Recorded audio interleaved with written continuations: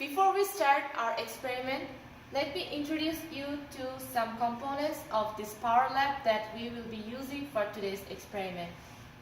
In this panel, it has some voltage sources and resistor banks.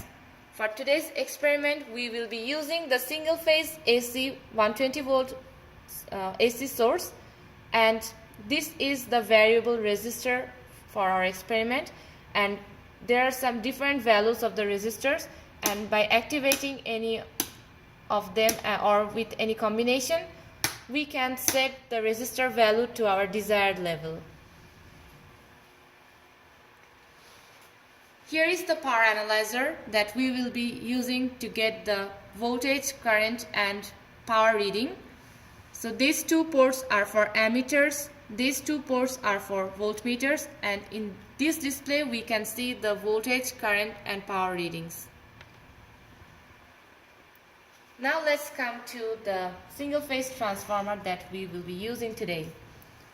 This is the single phase transformer. This is the primary side, rated as 117 volts.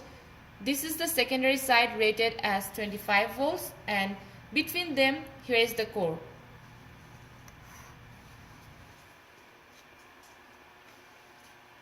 Now I will show you the circuit connection diagram.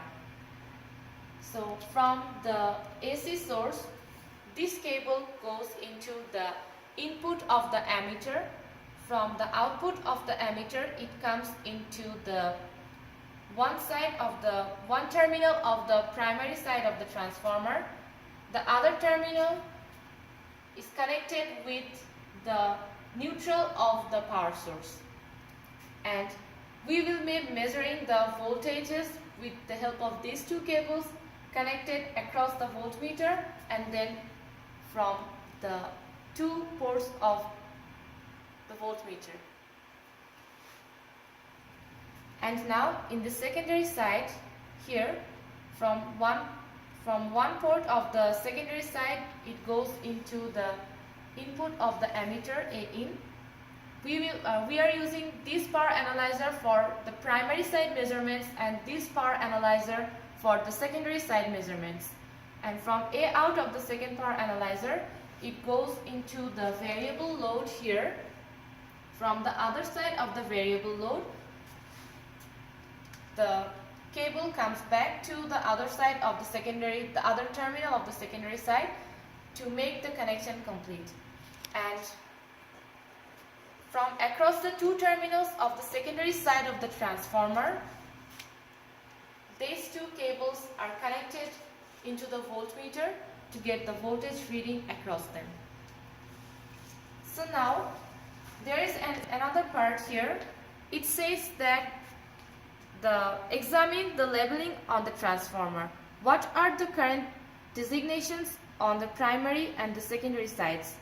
Here, if we see here, it has only the current reading for the secondary side of the transformer, and that's 2 amps.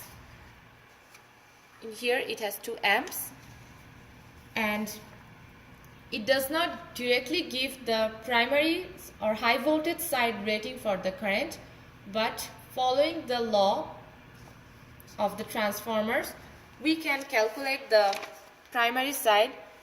So this is the turns ratio, 25/117. So if we multiply it by the I secondary, we will get the I primary. Now the setting for this resistor bank, all are set to 0. That means now the resistance, the R load here is infinite in this configuration. Now if I switch on the power supply,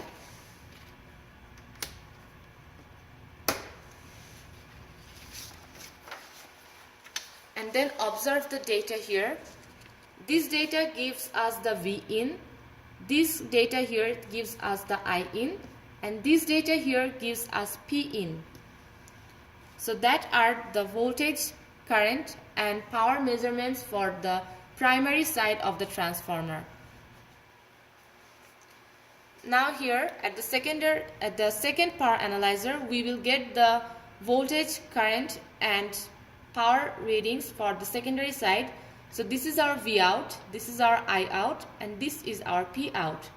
So we can see here, although there is some voltage induced on the secondary side, but because of the R load is infinite, that means it's an open circuit, there is no current flow and hence no power flow. Now we will see that what happens when we set the R load to 100.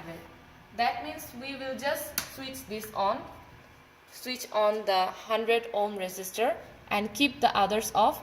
Now this resistor bank is set to 100 R load. And the rest of the circuit is the same. So now we can see here, this is our V in, I in and P in. Now at the secondary side, we will see that now it has V out, I out and P out, where I out is not 0 anymore because of the 100 ohm resistor in series. It has got some paths to flow. So our I out is almost 0.3 amps, and here we also, because there is a current flow in the secondary side of the transformer, it will have some associated power P out for this.